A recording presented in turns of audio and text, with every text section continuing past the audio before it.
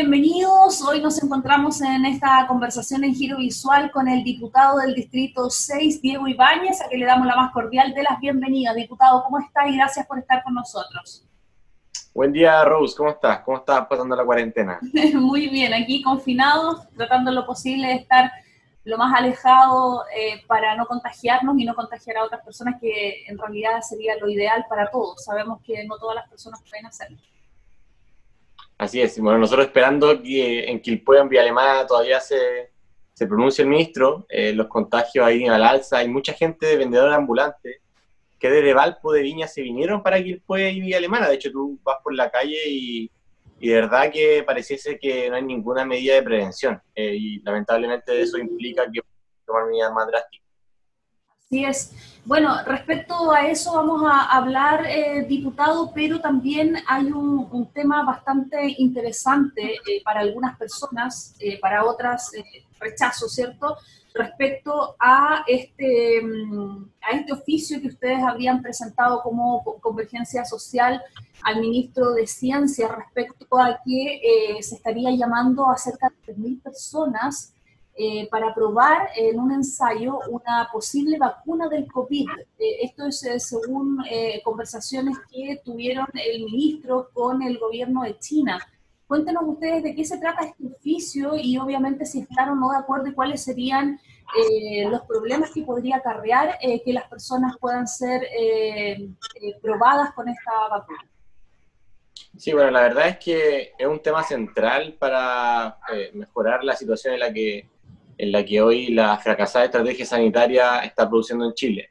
Y es una cuestión de la cual no se ha hablado mucho, no hay mucha información, no sabemos cuáles son las condiciones de este trato con el gobierno de China, y desde ahí que nuestro oficio principalmente tiene como fin transparentar esta información de que luego de la carta que enviaron muchos expertos y científicos, de la manipulación de las cifras y de la participación del ministro de Ciencia en este diseño, bueno, podamos hoy efectivamente transparentarle a la ciudadanía, a la gente, lo que estamos haciendo por intentar encontrar una vacuna y saber que efectivamente esto tiene implicancias para la salud de la gente, y desde ahí que nuestro rol es fiscalizar, y hemos pedido que se entregue toda esta información y que se abra el debate público en torno a lo que es la vacuna y los procedimientos de su aplicación en Chile, y cuáles van a ser los tiempos también en los cuales esto va a incidir en la estrategia sanitaria que está llevando adelante el ministro Páez, porque no van las cosas separadas,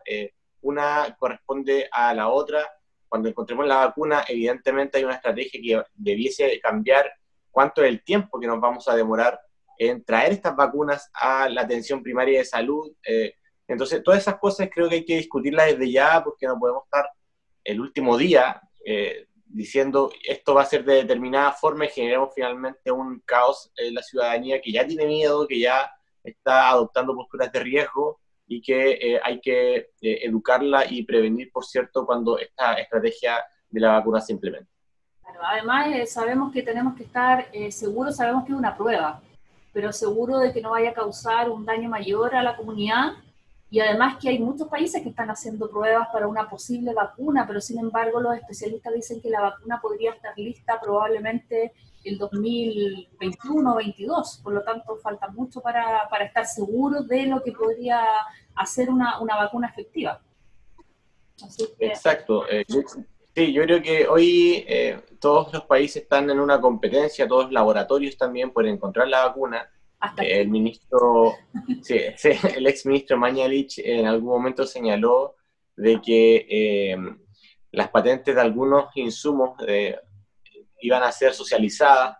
No sabemos si esto va a ocurrir también con la vacuna, si es que se encuentra en Chile, cuáles son los términos, los contratos internacionales también que va a implementar el Estado de Chile. Entonces, todos esos asuntos creo que son de vital relevancia, que la ciudadanía debe saber, y hay que prepararse, hay que educar a la gente para saber qué es lo que implica esto, cuáles son los límites también de tener una vacuna, porque, insisto, aquí lo fundamental, como señalan los epidemiólogos, es llevar adelante un confinamiento que haga efectivo el distanciamiento social, cómo la vacuna va a incidir en el comportamiento de la gente y en el atochamiento del sistema sanitario en la medida en que se comiencen a generar estos anuncios y la comunicación de riesgo falle, porque es muy importante que también podamos colocar en el centro, por supuesto, la responsabilidad de la gente, y eso implica una comunicación de riesgo que hoy parece ser que no incorpora el aspecto de la vacuna y la investigación que haga Chile respecto a este tema. Así es. Bueno, usted mencionaba respecto también al distanciamiento social, que ha costado un poco en algunos lugares que la gente pueda llevarlo a cabo, porque sabemos que hay muchos que tienen que salir a trabajar porque viven al día. Hay mucho comerciante ambulante que mencionaba también que de Valparaíso se estaban trasladando a comunas del interior como Quillota, Villa Alemana, pero también sabemos que hay empresas que estaban manipulando la información con el fin de que sus trabajadores fueran a estos lugares presencialmente, a pesar que se va a hacer un listado de cuáles son las empresas, también se menciona que sería muy difícil, porque hay algunas que ya mencionaron que son esenciales, aunque no se crean. Pero respecto a eso, diputado, ¿qué se podría hacer justamente para estas personas que están viviendo un confinamiento en Valparaíso, que necesitan alimentar a sus familias, tengan que trasladarse a otras comunas que no lo están? Bueno, el confinamiento en Santiago y las medidas que se han adoptado en regiones se ha demostrado que han sido ineficaces, que se ha bajado la movilidad en el 50%, pero no en el 60 o 70% que se necesita para decir que esta cuestión efectivamente tuvo algún resultado.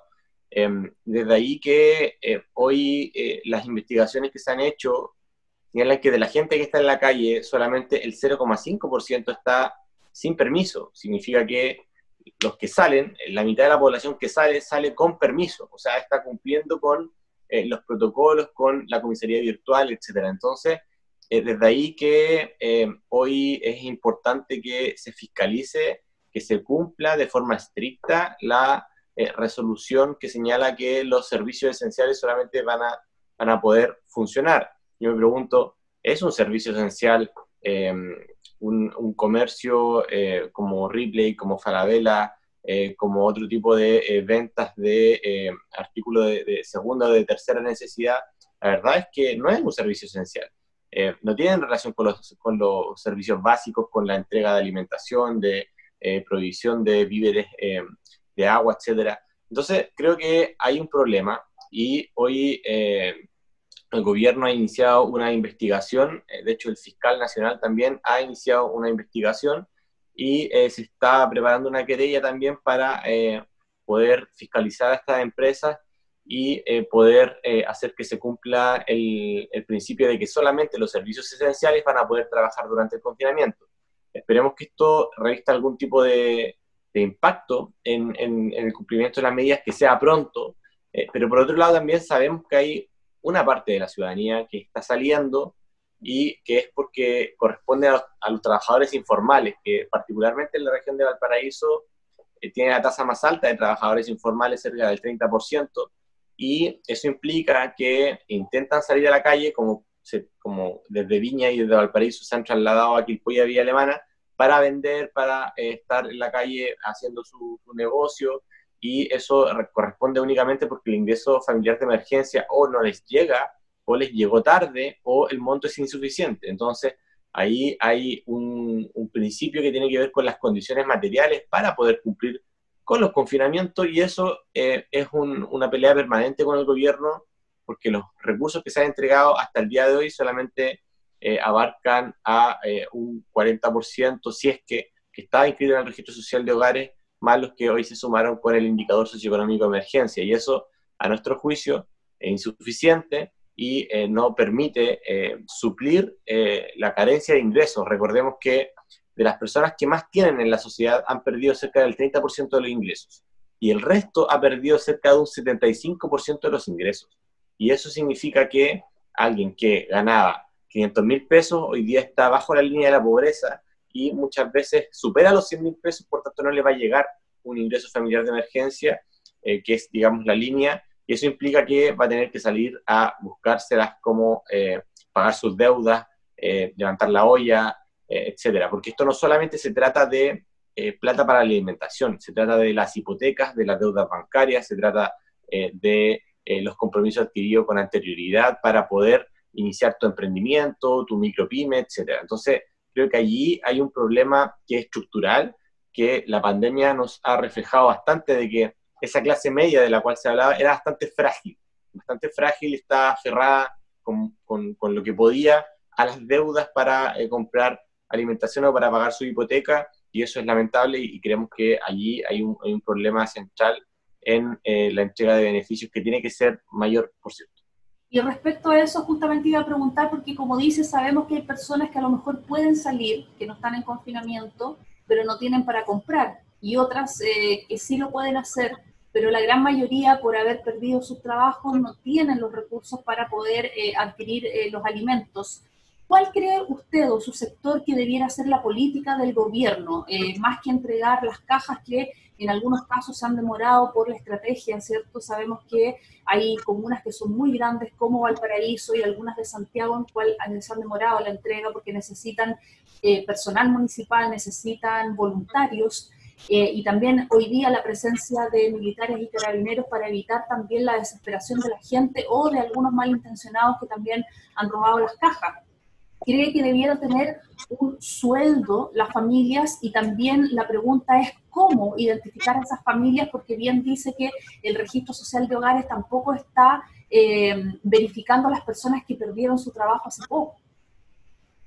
Sí, es una buena pregunta, porque hay varias fórmulas para intentar solucionar este problema, pero yo me quedo con una que ha demostrado ser efectiva, que es el ingreso básico de emergencia, que en España, por ejemplo, comenzó a regir la semana pasada, que ellos le denominaron el ingreso vital, y que no solamente quedó para los tiempos de pandemia, también esto se va a mantener como una política de redistribución y de beneficio social a futuro, y es este ingreso vital que corresponde a aquellas familias de forma universal, pero según cuántos hijos tienes, cuántos adultos mayores hay en la casa, si hay alguien que está en situación de dependencia o discapacidad, y eso es una política que se gana en pandemia, pero que va a durar para el resto, digamos, de los gobiernos.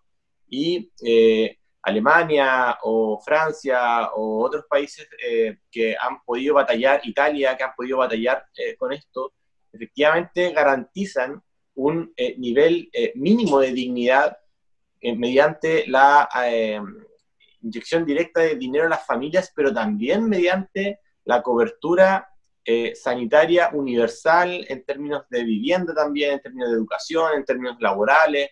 Por ejemplo, si en Alemania hoy se aplicó esto de que los viernes ya no se trabaja y de todas formas te descuenta un porcentaje de tu sueldo, pero se entra a una negociación entre los empleadores y el gobierno que le permite a las familias al menos mantenerlas confinadas, pero con ingresos.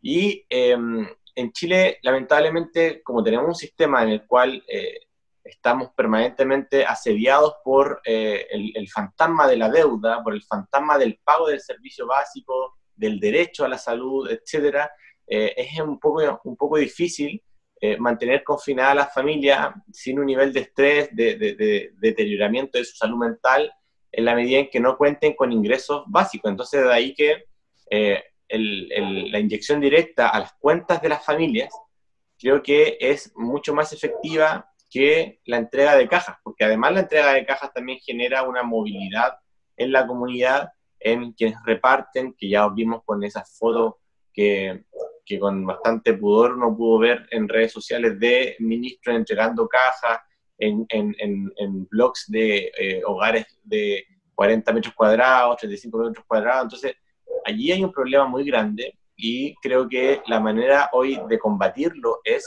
mejorar el ingreso familiar de emergencia y gastar los fondos soberanos, que es el ahorro del Estado. Hoy hemos gastado cerca de 1/3 de los fondos soberanos del Estado, y todavía quedan al menos 5 o 6 puntos del PIB para gastar en ayudas, y eso es bastante. Recordemos que otros países con solo el 15% del PIB no solamente garantizaron la dignidad de las familias, sino también la compra de acciones en empresas estratégicas como Lufthansa, como Air France. En el mismo Estados Unidos también están revisando hoy la posibilidad de que el Estado adquiera y que esa, digamos, propiedad de empresas estratégicas que van a quebrar, para de esa manera generar ingresos y beneficiar a las familias. Chile ha gastado cerca del 14 o proyecta gastar el 12-14% del Producto Interno Bruto, que en términos de magnitud es bastante significativo, pero no son beneficios directos a las familias, sino que ahí se está incorporando también lo que es el tema de la reactivación económica,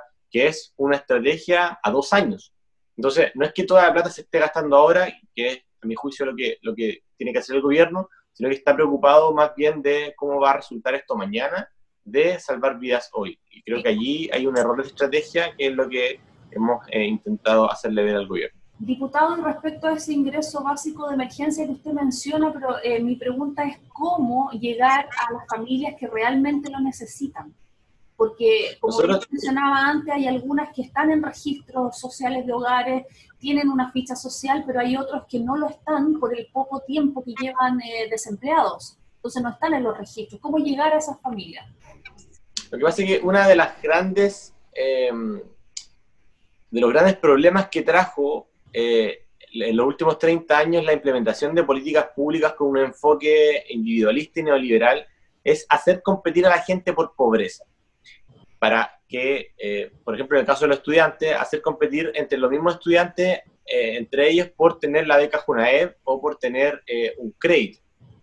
Y uno podría pensar que eso obviamente corresponde porque quienes tienen plata no debiesen recibir estos beneficios. Bueno, ahí está el problema, que cuando tú tienes una sociedad desigual y quieres tratar de solucionar esta desigualdad y esta atribución de beneficios mediante los mecanismos del mercado, que es que efectivamente tratemos de paliar a quien tiene menos para que se equipare con el que tiene más, se generan estos problemas y que pasa en todos lados del mundo cuando tú apuestas a la hiperfocalización, se generan estos problemas de registros de que no te engañen, y eso implica que el Estado tiene que tener un nivel de fiscalización y un nivel de despliegue territorial y de conocimiento de las comunidades muy profundo. Por ejemplo, una persona que gana 100.000 pesos, y si es que solamente medimos la pobreza por ingreso, una persona que gana 100.000 pesos y que vive en Providencia, a una persona que gana 100.000 pesos pero que vive en Chincolco y que no tiene una red de abastecimiento de agua potable, los niveles de vulnerabilidad son muy distintos. O una persona que tiene 100.000 pesos y que es cuidadora, que además es profesional, pero es cuidadora y que tiene que cuidar a su hija que tiene síndrome de Rett, por ejemplo. Entonces, son niveles de vulnerabilidad muy distintos, y eso lamentablemente el Estado hoy no lo está midiendo. Entonces, las políticas que se generan para tratar de beneficiar a la gente muchas veces terminan haciendo competir muy perversamente a la misma comunidad para recibir el beneficio, y eso genera desintegración social. Entonces, lo que se hace en otros países para dar estos beneficios es apostar a la universalidad. Y la propuesta que nosotros tenemos para el ingreso básico de emergencia era que al menos hubiese un ingreso de una familia de 4 correspondiente a 450.000 pesos, que es la línea de la pobreza, y que se entregue al 90% de la sociedad. Al 90%, y esto uno puede decir, no, qué exagerado. No, esto no es tanta plata, porque es durante 3 o 4 meses, y eso implica un gasto porcentual del Producto Interno Bruto de 3 puntos. Imagínate, de 3 puntos solamente. Hoy el gobierno ha hecho ayudas por cerca de 1 o 2 puntos en los ingresos básicos de emergencia. Nosotros estamos pidiendo solo 3, y ojo, si es que, de hecho esto ya para una política tributaria más progresiva, si es que tú lo aplicaras a las fortunas más grandes de Chile, a los patrimonios más grandes, solamente un impuesto a esa acumulación de patrimonio de 2%, o sea, si tienes 100 en tu casa, da 2 al Estado para que el Estado lo reparta, ya podríamos acumular cerca de 3 puntos del PIB. Ya podríamos satisfacer un ingreso básico de emergencia de 450.000 pesos por familia. Entonces, aquí las herramientas son muchas, se pueden ocupar y hay que echarle mano a ellas para comenzar a pensar también una economía que esté al servicio del cuidado y no que esté permanentemente haciendo que la gente sufra la incertidumbre con todos los problemas de salud mental, de, digamos, segregación que ello implica. Es el momento, si no es ahora, cuando pensamos la transformación de una economía que hay que corregir. No es que esté todo malo, pero hay que corregir ciertas cuestiones que son fundamentales, que son estructurales, Si no es ahora, ¿cuándo entonces generamos esos cambios? Claro. Y respecto a lo que mencionaba, que el gobierno ha gastado 1/3 de los fondos soberanos, sabemos que muchas de las cajas de alimentos se han sacado del Fondo Nacional de Desarrollo Regional, que es de los gobiernos regionales, y que eran fondos que estaban destinados para obras de deportes, por ejemplo, obras de cultura que se entregan durante el año a municipios y también a organizaciones sociales. Por lo tanto, me imagino que también eso en algún minuto se va a tener que reestructurar, pero que no son fondos directos de los fondos de emergencia del gobierno. Claro, corresponden a reasignaciones. Es plata que hoy el Estado, por diversos motivos, no va a gastar, que tiene que ver, por ejemplo, a construcciones o fondos que se ocupan para otro tipo de bienestar, como eventos culturales y cosas por el estilo. Son fondos que hoy, dada la emergencia, no puede gastar y lo están reasignando para comprar, digamos, cajas de mercadería. ¿Y si y no eso no implica un mayor gasto. Si no se gastan estos recursos, se pierden? No se pierden, ¿no? Si no se gastan, estos recursos quedan en el erario fiscal. Por eso se están reasignando, y está bien que se reasignen, está muy bien que se reasignen. Hay acciones que no va a poder hacer el Estado y por tanto tiene que reasignarlas en beneficio. El problema es que esto no implica mayor gasto, es gastar lo mismo. Es gastar lo mismo y no incorporar mayor dinero fresco para las familias. Claro, cree entonces que el gobierno no se quiere endeudar tampoco. Es que está bien que no se quiera endeudar, porque ya el concepto de endeudamiento es un concepto malo, por decirlo de alguna forma, pero la deuda pública de Chile es súper baja, es cerca del 25% del Producto Interno Bruto, cuando los países medios tienen cerca de un 50% de deuda. El Banco Mundial está calculando que los países medios a los cuales Chile se podría comparar van a llegar a una deuda de cerca del 60%, 65%, que es bastante. Pero Chile está apostando a tener una deuda del 45%, que es deseable. Si uno no le dice al gobierno que sea irresponsable en materia fiscal, no, está bien, van a apostar al 45% de la deuda. Lo que nosotros proponemos es que hay otras herramientas, más allá de la deuda, que está bien que se haga, digamos, de forma responsable. Hay otras herramientas como la distribución de riqueza, que tiene que ver con el impuesto al patrimonio de los súper ricos, como también, por ejemplo, el gasto de los fondos soberanos y también la participación del Estado en aquellas empresas estratégicas que impiden salvataje, como por ejemplo LATAM. Diputado, respecto a la lluvia, sabemos que algunas personas sufren con la lluvia porque no tienen las condiciones de resguardo, ¿cierto? Y que es lamentable, pero también para algunos, cuando dicen que la lluvia es mala, para algunos también es buena. Respecto, por ejemplo, a la zona que usted representa en lo que es San Felipe, en Petorca, ¿cierto? Que es la zona cordillerana que ha sufrido del déficit hídrico hace años, y hablamos, por ejemplo, de Petorca. En Petorca volvió a tener caudal el río Pedernal, que lo debe conocer, ¿cierto?, y que obviamente ayuda mucho a la agricultura y también a las personas que tienen animales que han estado sufriendo durante mucho tiempo, que se les están muriendo, y lamentablemente es su fuente laboral, entonces la están perdiendo más aún. Cuéntenos si ha conversado con algunas personas de la zona, qué es lo que le han comentado, y obviamente que es una muy buena noticia. Y de hecho ayer conversé con Álvaro, que es un dirigente de las cooperativas de agua potable rural de la zona de Petorca, que están muy felices por esta noticia, muy, muy felices. También de la APR San José de Cabildo, estaban muy expectantes de que la lluvia continuara y que se mejorara los acuíferos, se recargara también el agua subterránea, que se mejorara la disponibilidad de los pozos para que todas las que son las redes de agua potable rural, que trabajan mediante la adquisición directa de agua mediante pozos, mayor infraestructura que no es lo mismo que tener un embalse, digamos, están muy contentos. Ahora, sabemos que esto dura un tiempo, que dura una semana la recarga de los acuíferos y que luego puedes tener quizás un mes una mejor situación, pero la sequía continúa, no porque existe esta lluvia. Un veranito termina el problema.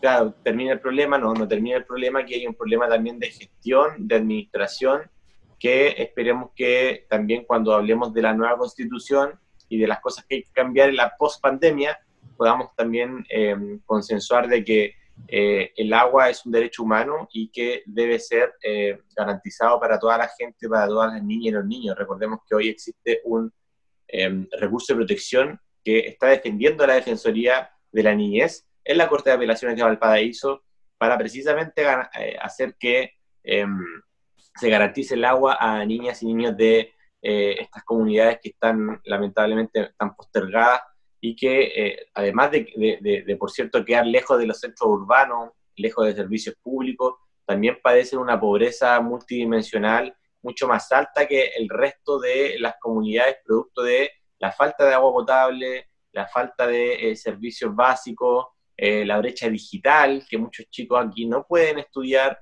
o no pueden seguir de forma normal las clases de la universidad, porque la señal, la verdad es que es bastante mala. He intentado hacer varias transmisiones en vivo con la gente de allá y la verdad es que la señal es bastante mala, y eso empeora la situación. Entonces, esta lluvia es bienvenida, pero implica que para aprovecharla hay que generar cambios en la administración para que los que tienen más hoy, los que tienen más compra de derechos de agua, no terminen aprovechándose, que por cierto están muy felices con la lluvia, pero no terminen aprovechándose en desmedro del resto de la comunidad. Claro. Diputado, respecto a otro tema también, se ha hecho un llamado nacional a la donación de sangre. Estamos muy bajo en eso. La sangre siempre se ha ocupado en los hospitales para operaciones, ¿cierto? Y pico, pero también sabemos que hay muchas personas que tienen COVID que necesitan esta sangre. Sin embargo, por ejemplo, Carla Salvo, que es la directora del Centro de Sangre de Valparaíso, manifestó que después de donar sangre, muchas personas la analizan, obviamente, y se han encontrado con resultados positivos al COVID y que personas obviamente no lo sabían. Obviamente sabemos que esto es gravísimo porque se está pesquisando de alguna u otra forma estos contagios de personas que a lo mejor son asintomáticas.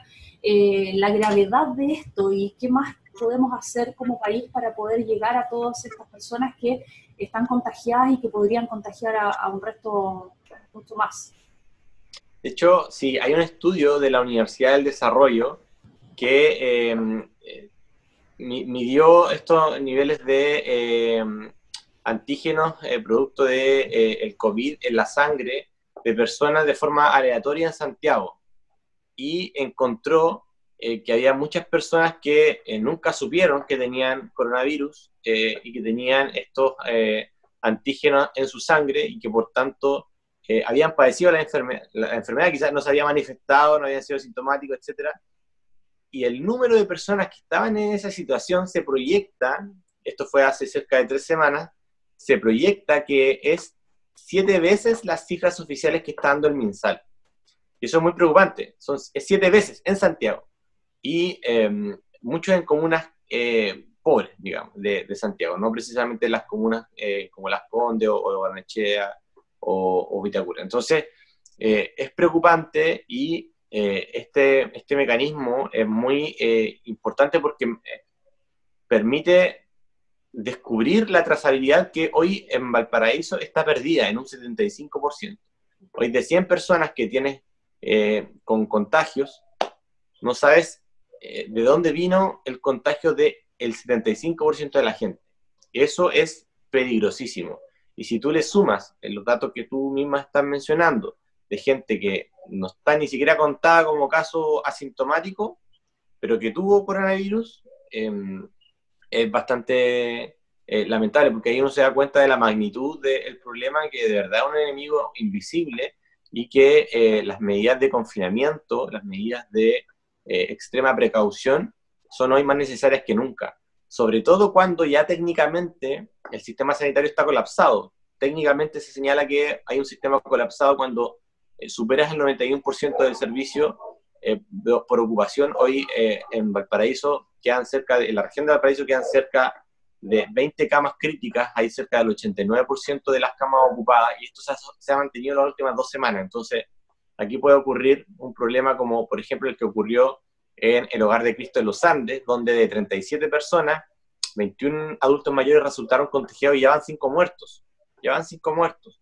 Y eso automáticamente hace que el sistema ya no tenga más capacidad de absorber demandas, contagios, y que tengas que llegar a el dilema de quién vive y quién muere, que es lo que estamos esperando que no llegue, pero que ya sabemos que hay algunos casos que ha ocurrido esto.